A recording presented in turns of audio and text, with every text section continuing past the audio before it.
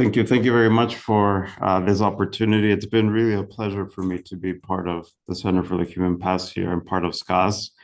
And so with that in mind, and I have some people on Zoom, so I'm going to try to stick here. And if on Zoom, if you could also just let me know if you're not able to hear me. I want to give you an idea about what it means to be transdisciplinary. So I've been working a lot in this kind of field where we try to make something out of genomics, archaeology, linguistics to make a cohesive argument. And there's a lot of nuance in doing that.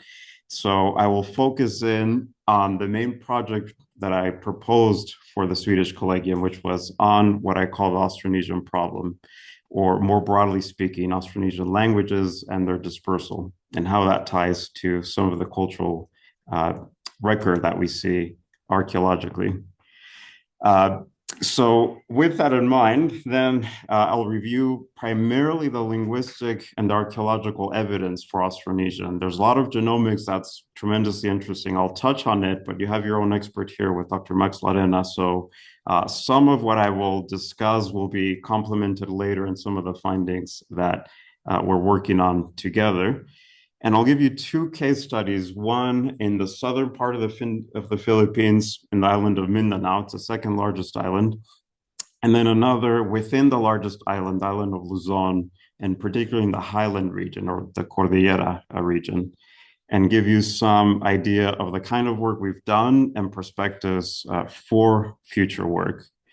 So the framework that we depart from in human evolution is to understand biological processes broadly speaking, and that draws on four primary disciplines, one being archaeology, another linguistics on the cultural side. And then on the biological side, where I have most experience actually is in paleontology, human paleontology, and also in genomics. So I've always had this idea that to really bring it all together, one thing that we can all try to do more of is apply mathematical and statistical approaches for specific questions in human evolution. And some of you have heard me talk before about this, that when I think about humans, I think of them as any other organism. Where are the origins? Where are the dispersals? And how have humans adapted to different environments? In human evolution department, I've talked about human origins, so I'm going to focus in on that dispersal, particularly into Southeast Asia in more recent time periods that relate to Austronesian languages, and then adaptations to those environments. So paleontology doesn't fit so much into this time period. We can have fossils in the Holocene, so rates of fossilization can be very fast, but for the most part, what we want to target when we are working across these disciplines are fairly shallow time periods where we can have sufficient data to incorporate for that genomic, linguistic, and archaeological aspect. So not a lot of fossil evidence in this case. And this effort of incorporating the three areas that are the key for this center here in Uppsala and Stockholm are what has often been attributed to this so-called new synthesis, first coined by Colin Renfrew, an archaeologist at Cambridge, who said we have this emerging synthesis going on between the three different fields, and we have an opportunity to reconstruct various aspects of recent human history. The idea is not new. Darwin was already thinking about it. For population biologists, it was also thought about by Sewell Wright, for example, and very keenly said we are dealing with different rates of evolution, and we have to be very careful about this as well. But it's a process that we can treat in many ways in the same manner. And he, of course, was very quantitatively oriented as one of the greats in population genetics, and taking on one of this challenge, someone that influenced a lot of the work that I've done is Luigi Luca Cavalli Sforza, who really took a lot of new data from the language side and then from the linguistic side to look at associations between both and try to assess this commonality across the world. So that's the framework we're working with. And traditionally, we can approach this as a single discipline. Okay, the linguists will do their work, and the archaeologists will do theirs, the geneticists there. And that's great. And we can approach a common problem like Indo-European, like Austronesian, and create a story around that. Even better, we can try to work together in those, find some of the common themes, find some of the common methodologies that we might apply to common data sets. And what I'm most excited about, and where I see the most potential, where we really need to go beyond the synthesis, is to use that opportunity to come up with a new framework of how we approach these problems, new concepts, and more importantly, perhaps in some of the skill sets that we have is new methodologies. So I'll give you at the end of the talk some of those examples here. So we're going to focus in on our problem, which is the origin and the dispersal of Austronesian broadly referred. So first and foremost, the term itself is referring to languages. We often now conflate it with culture and peoples, but really we're referring to a language family. So what is it? We're talking about a language family that is really widespread across the Pacific and the Indian Oceans today, comprising more than 1,200 languages. It's the second largest language family in terms of languages, one of the largest in terms of speakers as well. Many of these languages, unfortunately, are endangered, so there's a kind of strong interest in recording as much information as we can before they are become extinct or moribund, or in revitalizing many of these endangered languages. And the general overview or understanding is that the common ancestor of Austronesian resides in Taiwan. So in a simplified kind of way, what has been put together in this multidisciplinary but not transdisciplinary kind of approach is that we have the emergence of a Proto-Austronesian in Taiwan sometime around 5,000 years ago. And then the emergence associated to that of a new economic system that's primarily relying on food production rather than foraging. And so this is when we actually start to talk about the speakers themselves, right? And if we do that, we have to rely on the fact that we see the earliest evidence of agricultural practices in mainland Asia, in China. And the idea is that as you have the adoption of agricultural practices, you're able to sustain larger groups, you have demographic increase, and you have dispersals that occur with this as well. So around between 4,000 to 3,000 years ago, you have the spread of a subset of these languages and presumably their speakers into the northern part of the Philippines, what is the Philippines today, via the so-called Batanes Strait, so a string of islands that connect the northern part of the Philippines with Taiwan, and spreading this offshoot of Austronesian that we refer to as the Malayo-Polynesian. Thereafter, spreading into other parts of island Southeast Asia, and then eventually, of course, to parts of the Indian Ocean, like Madagascar, and into the Pacific. So the story from the linguistic side looks something like this. It's a fairly linear kind of reconstruction, and often is represented in one of two models in this way. So a proliferation of Proto-Austronesian occurring within Taiwan, and then branching off into other parts. There are debates, and the most important one to keep in mind is how the western part and the central part are associated with each other. So that's in the regions within modern day Indonesia, labeled there, Western Malayo-Polynesian and Central Malayo-Polynesian. This is going to be really key when we look at the archaeological record. So we have debates on the linguistic side of the connection and branching off. Is it a very neat kind of pattern or proliferation that is much more complex? And as you'll see, the archaeological record sort of tells us it is much more complex as well.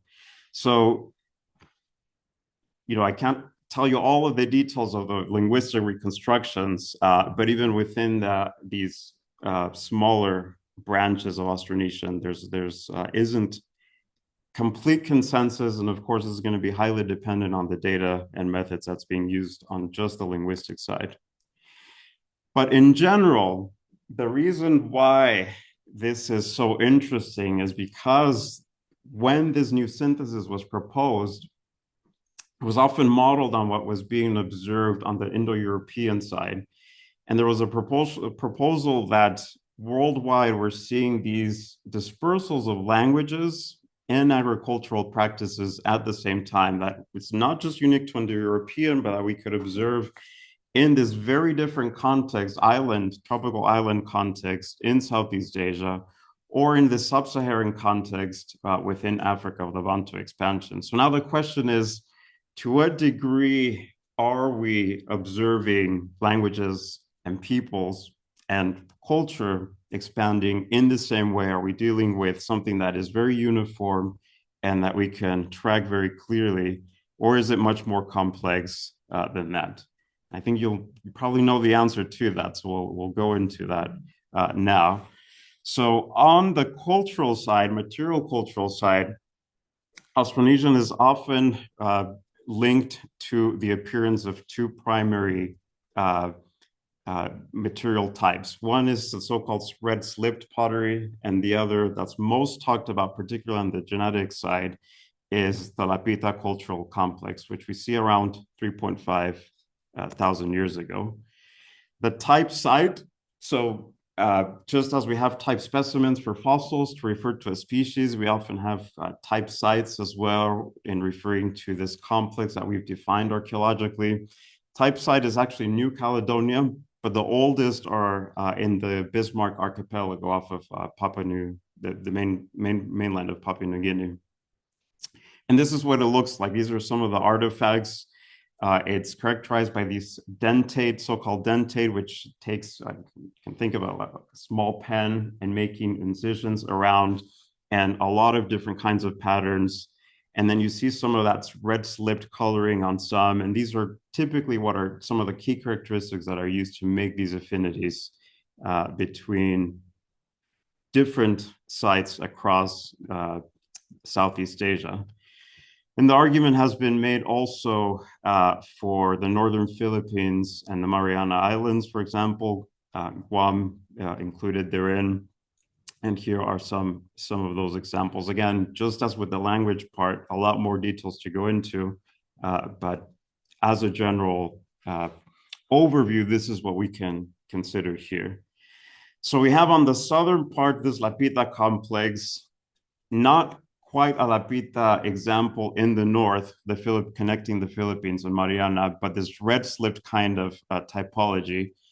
And what's really missing is everything in between. So in linguistically, the central part of the Malay-Polynesian, there is some scattered evidence of red slipped kind of pottery, but sometimes it's really hard to make a clear association, particularly if we don't have other evidence that goes along with it, if they're poorly dated, which is often the case. And so all of it to say that there's actually a lot more work that has to get done in this regard. But here's a basic representation of our understanding, is that in that middle part, there's a variation of these red slipped and other kinds of ceramic, or rather pottery typologies.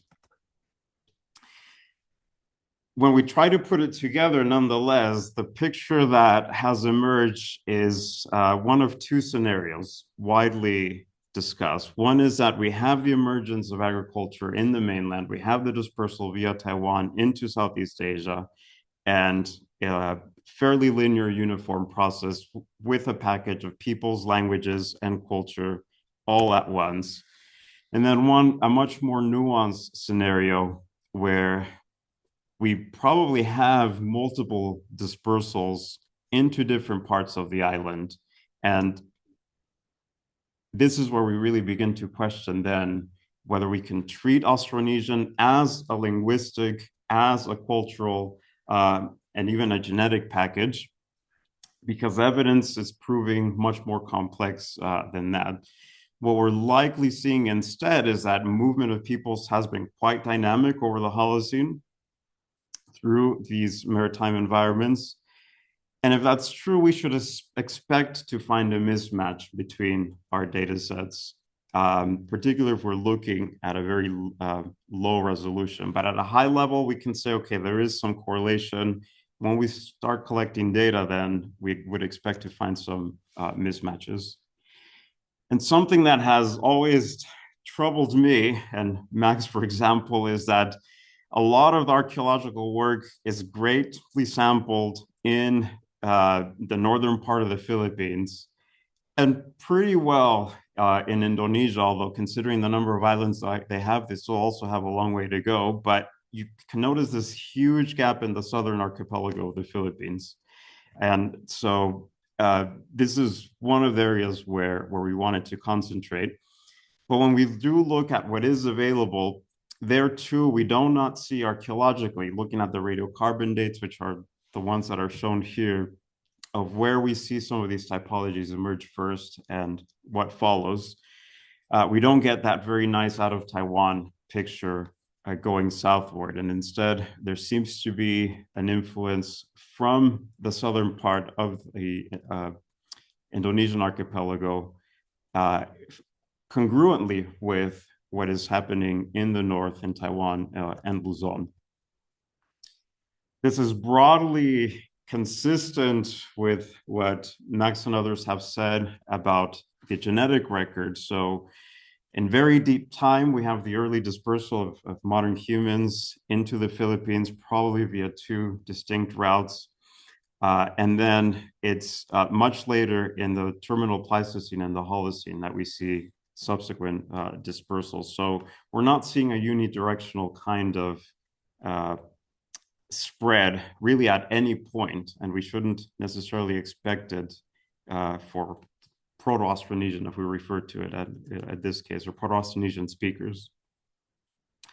So getting at this higher resolution then requires us to actually do some of the original data collection in these areas, and this is what we targeted in the southern island of Mindanao.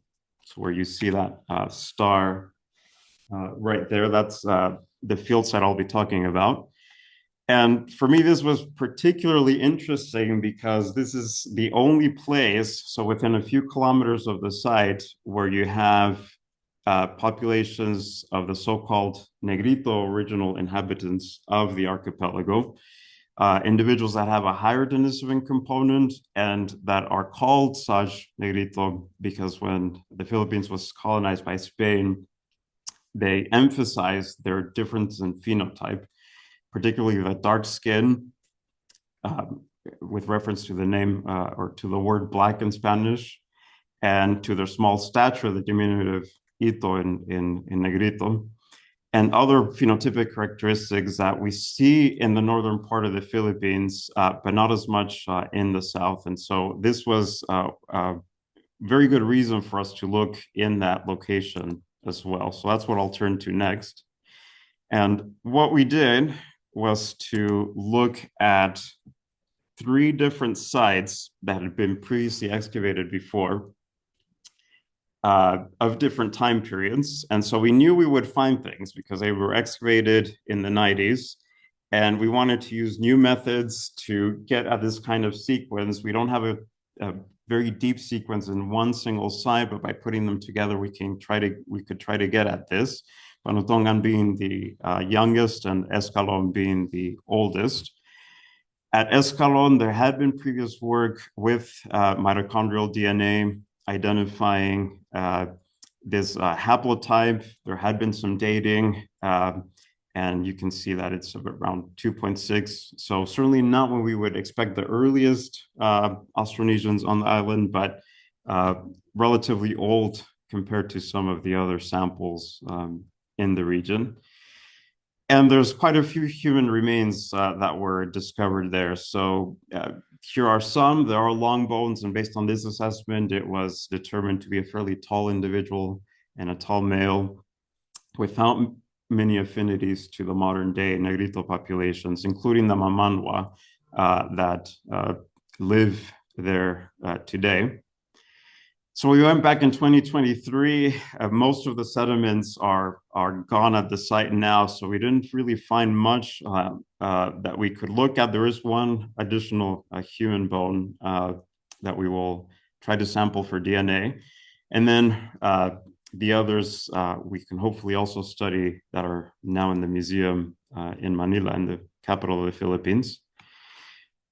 And the other site we looked at was what had been previously described as a Neolithic site. So this is what is typically considered one of the earliest Austronesian sites, or Austronesian-related sites in the southern part of the archipelago.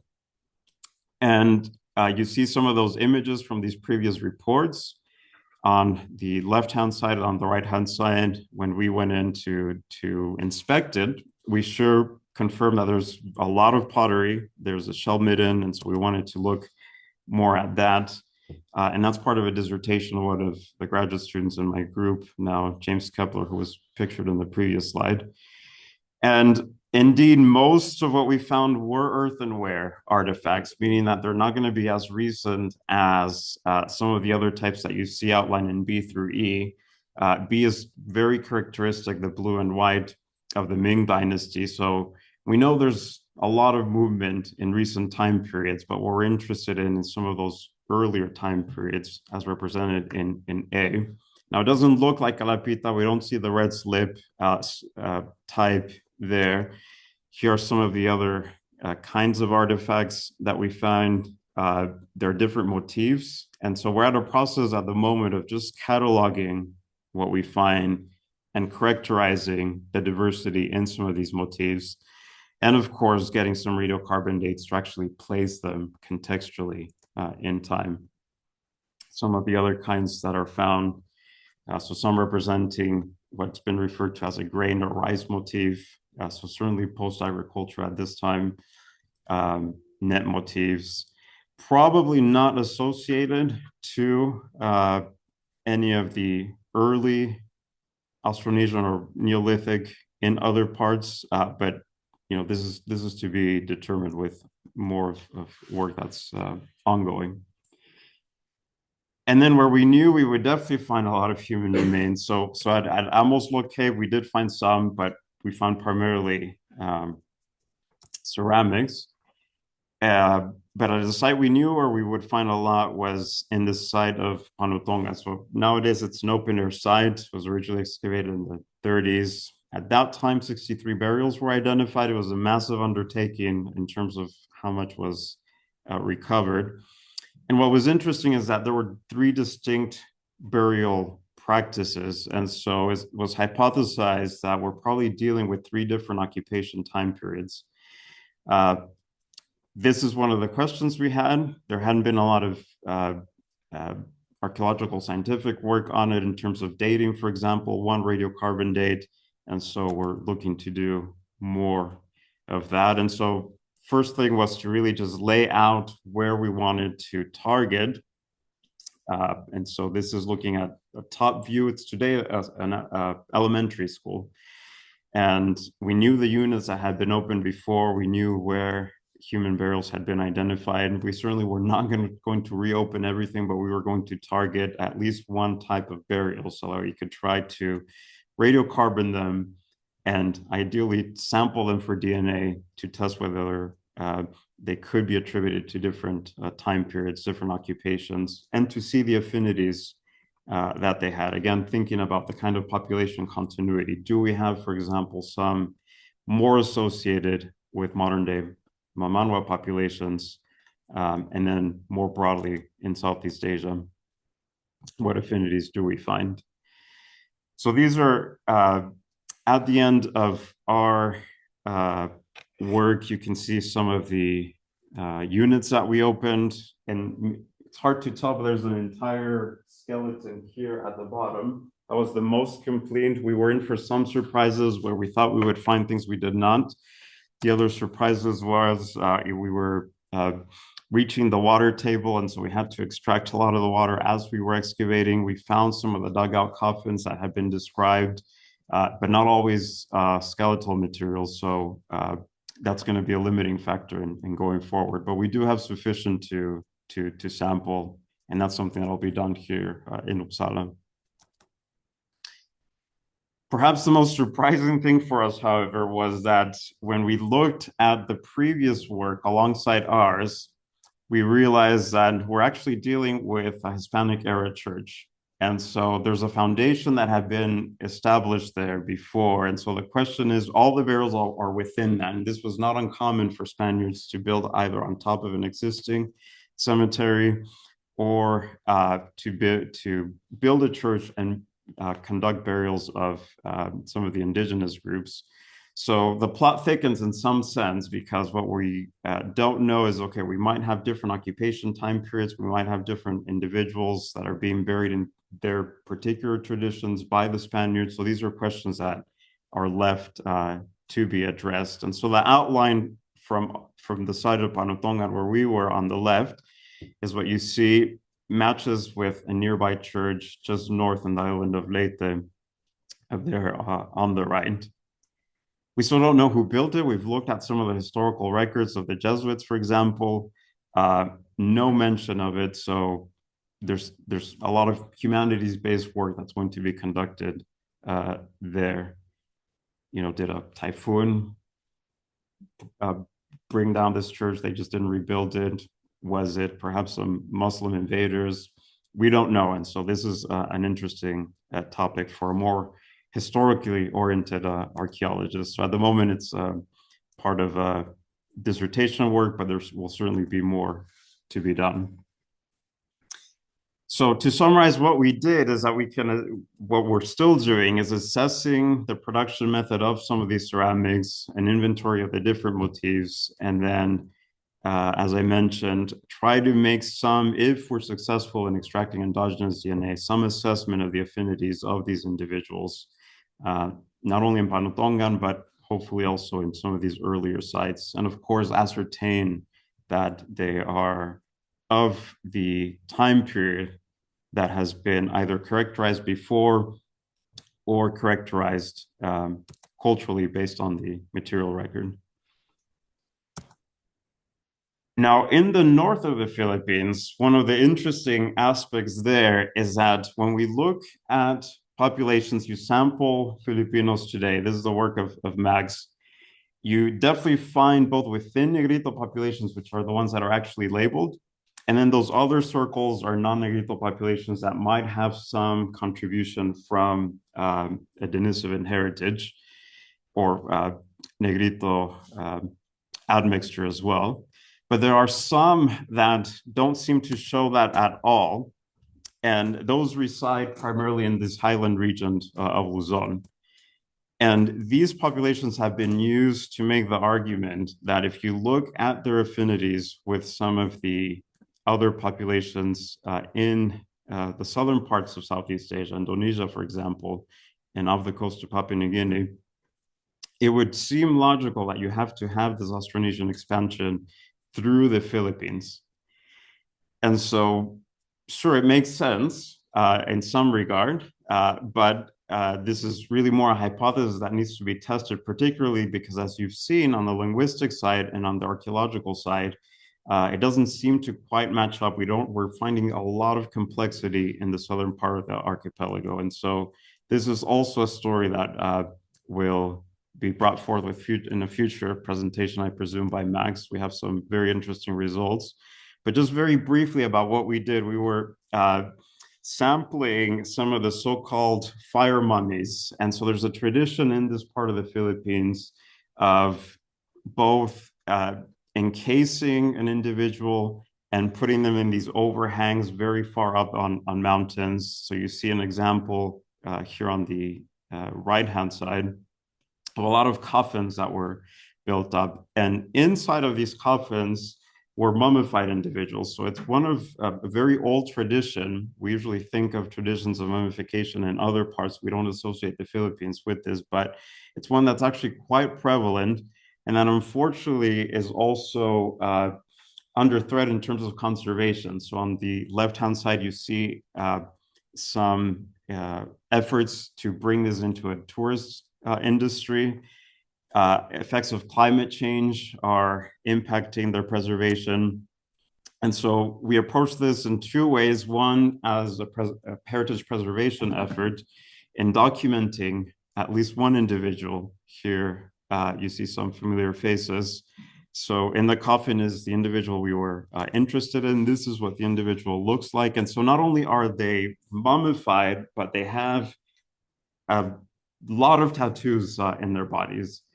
And so we wanted to document this for the case of Apuano that you see here, apply different methods to try to bring out the different tattoos, some that are fading away again because of the lack of conservation efforts, and document some of those motifs in the same way that we might do for some of the pottery that we looked at the other time periods, and create this kind of inventory.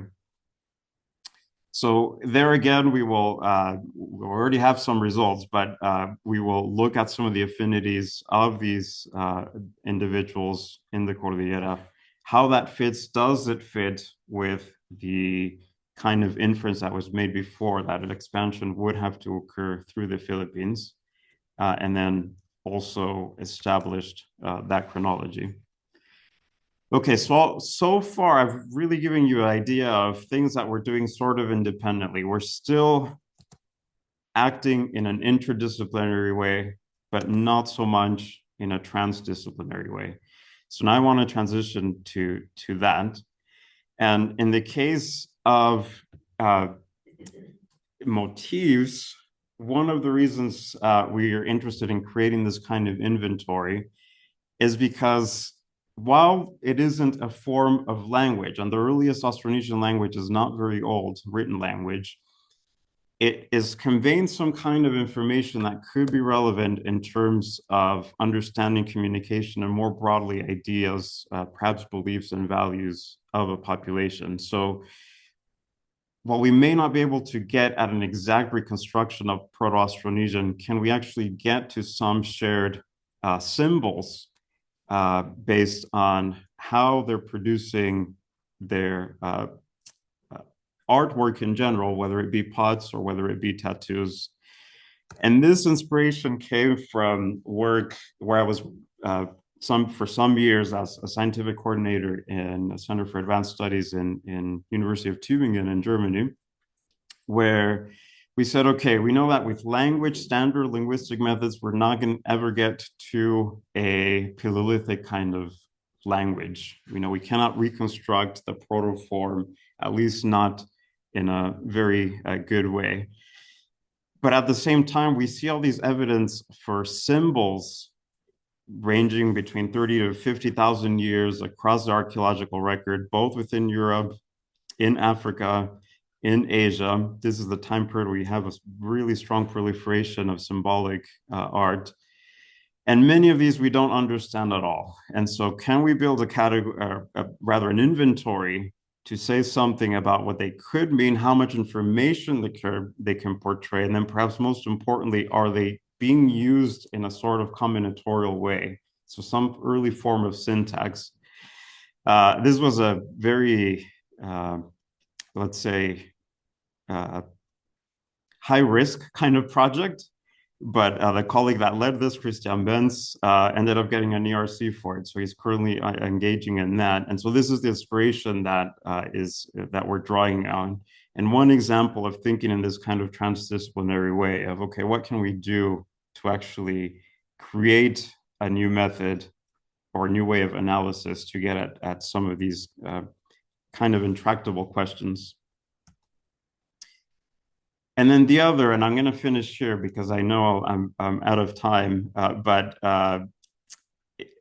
normally when we look at two data sets, let's say linguistic and genetic, we often will summarize it in several ways if we want to compare it statistically together. And the standard way that has been used for that is to build matrices of dissimilarity or similarity values between populations, and then compare the two. And so we can do that in quantitative genomics, for example, values of FST and QST for quantitative traits and say, okay, there's a certain degree of correlation. If it's a perfect correlation, we're going to be somewhere along that red line. The reality, as you see here, is that it's usually not.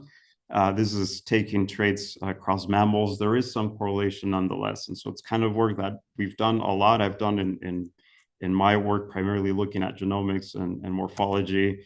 But when looking at Indo-European, it was what was used most often back in the 80s and 90s, where someone like Robert Sokol would say, okay, there's a significant association between the languages in Europe and the genetics of the people. So one, because I don't have as much time as I'd like, but two, because really this is highly detailed. Some of our colleagues in a group that we're involved in called Oxean departed from this idea, okay, we want to be able to merge all of this data, but we don't want to really lose a lot of the information. So how can we look at matrix data in a new way? And the basic idea is that you still construct these matrices, but what you do is to learn the structure that you find within that data set. And then you're able to predict some of that structure and visually identify individuals, or in our case, populations that might not follow that predicted structure. So we've done that for data from the Philippines. In this case, I don't remember, I think we had 1,300 words or so, lexical information, and then genetic information from the same populations, which Max has and his colleagues have collected. And so when doing that, we can pick out some of these lexical groups of highly conserved semantic fields, like words of the body. So on the left-hand side, you find a group of lexical data with genetic data. And what you see in terms of clusters are those populations where the genetic data and the linguistic data don't really match up, the lexical data in this case. And if you take just terms of the body, which are relatively conserved or thought to be, it's a very similar picture. But if you take words of clothing and grooming, not as much. And so it's a very nice exploratory way of trying to identify where we see discrepancies between both data sets. Not only that, but then within which populations we can further prod into some of the original data that we started off with. Okay, so that's all I have time for. I want to again thank the center here for the hospitality. It's certainly been a pleasure and really a privilege to be part of it. The Center for, or the Swedish Collegium for Advanced Study, rather, and then some of the funders in some of the projects that I've mentioned, including the European Commission for the data I just described, the Werner Grant Foundation for Anthropological Research for some of the excavation, US National Science Foundation allowing some of the analyses. And then, of course, everyone in the Philippines, including the National Museum, various government organizations that allowed for a lot of this data collection to be possible, and my colleagues in Kentucky. And I thank you for your time.